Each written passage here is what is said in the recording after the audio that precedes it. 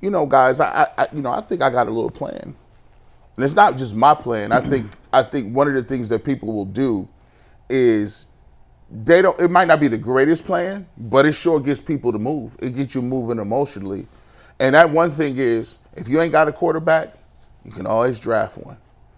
And when you talk about it, quarterbacks, whether they are the greatest thing in this draft or they might not be comparable to the last few drafts because, they may not have the same skill sets as some of the other individuals. One thing that moves your fan base, one thing that moves players, and one thing everybody gets excited about is the hope of a new quarterback and a new quarterback coming up. You got two guys. Polarizing is I would say that's taking it kind. Shedeur Sanders and Cam Ward. Now, Cam Ward just had a situation where Dustin, he sat out a little bit, went through the situation, and he broke a record, NCAA passing record, but he sat out the second half of that game, and they ended up losing that game. People were a little up in arms about it. And then on the other end of the spectrum, Shedeur Sanders went out kind of rough. He looked bad against BYU. Did not look like the polished #1 overall pick that people want. When you see these two guys, and the Browns have a top 3 pick, is this something that they have to do, or is this something that they would be tempted to do to reach on a quarterback even though they aren't that guy? Well, they'll certainly be tempted by the idea of a quarterback because the idea is you can draft more. You can keep drafting good players or try because there's hope. Hope springs eternal, right? I mean, the Browns are always looking at these draft picks. And so, yeah, they could look at Shedeur, they could look at Cam Ward and say, yeah, one of those guys could be a franchise quarterback. Mm-hmm. But they could also say, man, did you see Shedeur in the bowl game? Some limitations there. Maybe he's not as high of a prospect as we think. Cam Ward, man, the guy opted out at halftime. You ever seen a guy opt out at halftime of a football game? I mean, we'll get to that too. But, I think the Browns could potentially not draft a quarterback. I think there's a chance that both those guys fall out of the top 5, maybe out of the top 10, depending on how things play out. Earl, when you look at it, for a long time we've said on these panels they're not going to lose enough games for them to even be in the top 3 to get one of these guys. They ain't going to do it. That we've said, hey, Shedeur, Prime ain't going to let him come here. Well, look. I've been looking around and I've been looking on these boards and, I'm the internet guy. I've been looking around. I've been watching blogs. And I'm going to tell y'all what. A lot of people are saying, listen, I'm not too high on this. Even if they get the #1 or 2 pick and one of these guys is there, they don't know. They don't have either faith that they'll develop them right or if they're the right guy. Do you believe with the mess that we got going on? And Myles Garrett and guys looking like say, obviously, we're playing this well. We don't got a quarterback, and Jaden Daniels is balling. Some of these other guys is balling. Do you think they got to take a quarterback if those guys are on the board in this particular draft? I think have to take a quarterback is strong. I lean on the fact that they will be tempted to take a quarterback. I think it's more than one way to skin a cat when it comes to this situation. I'm no expert, but it seems like people who consider themselves experts or who are actually experts covering college quarterbacks say this is not a strong class. Now, you take that with a grain of salt because I heard that about Bo Nix, and Bo Nix is out here balling. Yeah. Right? That's a good point. So you got to take that with a grain of salt. I'm conflicted on it, if I'm being totally honest with you, because I know we need a quarterback, but if I'm sitting there and Travis Hunter, who we all agree is the best overall player, is sitting there on the board, I got a hard time passing up somebody that I believe is a sure thing for a possible, even if this possible is a quarterback. Because, let's say all of these quarterbacks fall within this close of each other, and you don't get Cam Ward and you don't get Shedeur Sanders, but somehow Jalen Milroe find himself up there in the second round, right? And you got 2 third-round picks this year. You try to figure out a way to get yourself up there in the second round to draft him. I think that appeases people a little bit more versus trying to force it with that top 5 pick.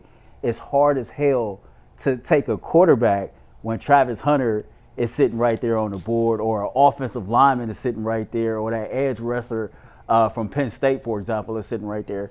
But at the same time, on the flip side, you need a quarterback because right now you have 0.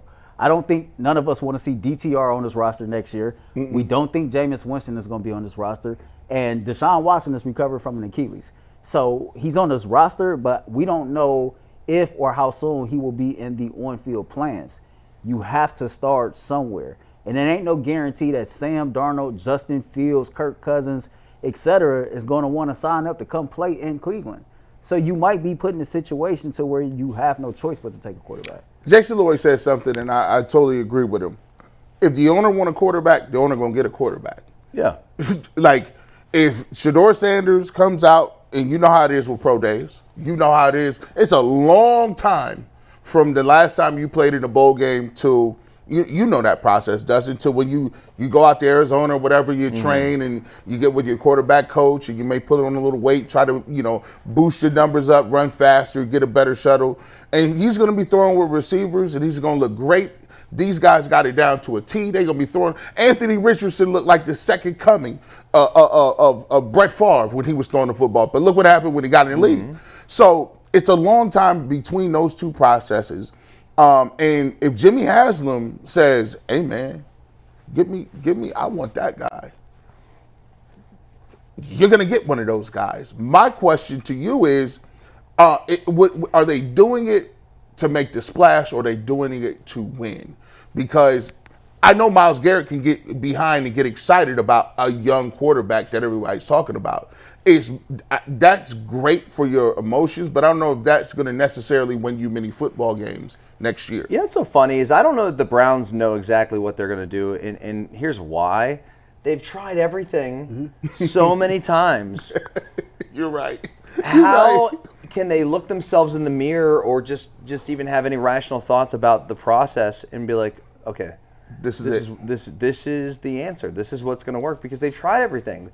And because they haven't, whether it be given it enough time or, the player just wasn't good enough or the coach wasn't good, like they just haven't had the right timing with things or the right decisions. It's like you want to be totally nerdy and go analytics. Okay, we've tried that. Okay, you want to go full football guy. John Dorsey. Tried that. Whoop the hell. We went full whoop the hell with Freddie Kitchens. And by the way, Freddie Kitchens didn't. If like Dorsey didn't hire Freddie Kitchens, I think he was enamored with him because they just were like such meatheads. And at the time, Freddie Kitchens' offense was rolling. It was. It was rolling. Like it was. Even though they weren't very successful, I mean, they still had a lot of numbers that looked pretty good. I think, when we look at this quarterback situation, can they afford to pass on the quarterback and then said quarterback be good? Because then people are going to go lose their mind. Say they trade down. Well, can we? Well, first off, it's happened every year. Yeah. Every time that the Browns have passed on a quarterback, it's come back to haunt them. I mean, you can look at even now. I mean, look at Josh Allen and Baker and Lamar. Well, Baker was here, but Lamar Jackson. The list goes on and on of quarterbacks all the way back to Big Ben. Yeah. They've missed in every conceivable way, and it's almost like if you're picking. I feel like the diehard Browns fans, God love you, because I don't understand why you support this organization. I feel for those fans. I was driving home yesterday, and I was listening to Nathan and Andrew calling the game on the radio.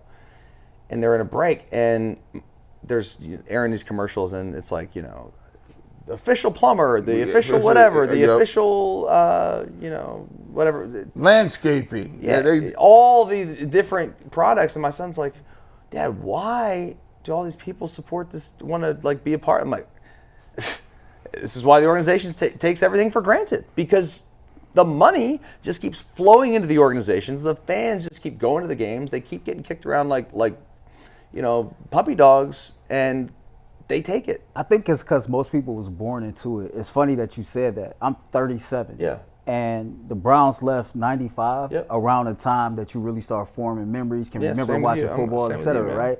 And so when you hear the stories from your parents and your grandparents about the late 80s and you see baby pictures of yourself like in your little baby basket when the Browns was playing the Broncos in the AFC Championship, you realize like this been going on longer than you've been alive, right? And the Browns at one point was good. And then you grow up in that small period of time where you don't have a hometown team to cheer for.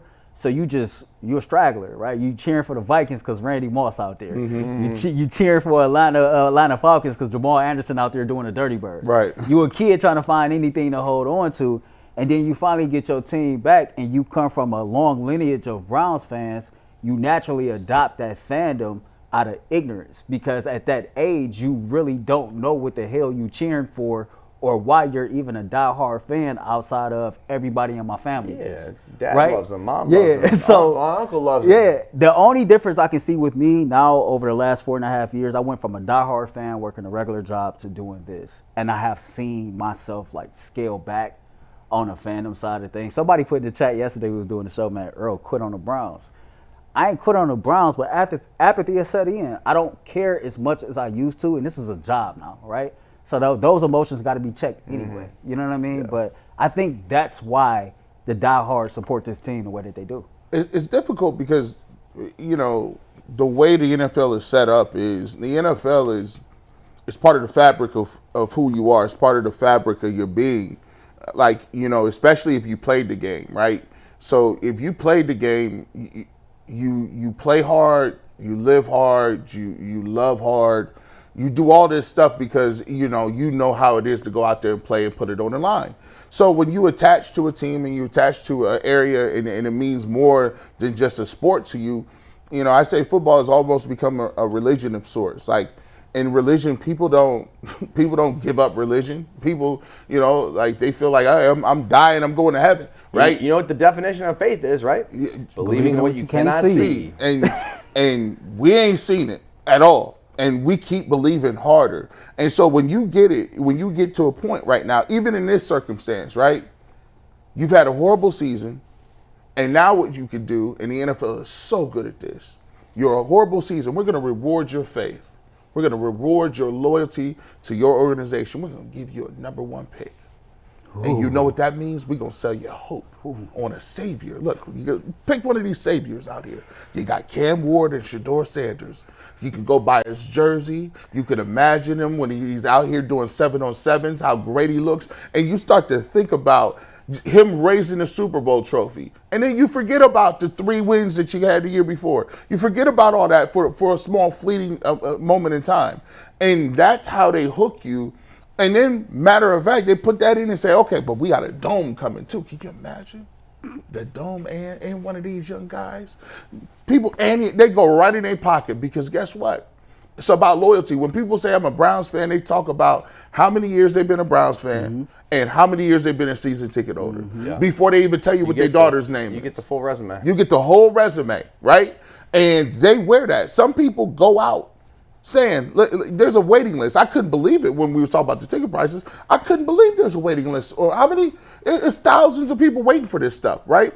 So for me, I think what they're really great at is hope. They sell hope at a high level. But the problem is they've gotten lazy around the how they phrase it and how they make you feel about it. Like they talk about the fact that, hey, we feel good about who we have in place. Your messaging is horrible. Why would you feel good about anything that's going on? I think it's just for the simple fact, guys, that they realize that you're going to still show up, and the numbers prove it. Don't spit in my face and tell me it's raining.